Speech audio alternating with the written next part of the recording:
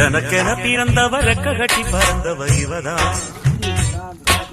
தடுக்கிற குறுக்குல இவளுக்கு இணை சொல்ல எவதான் ஊரையெல்லாம் இவதானே கூவி அழைச்சா ஆசமாம இவன் தான் பாட்டு படிச்சா எம்பாடியோ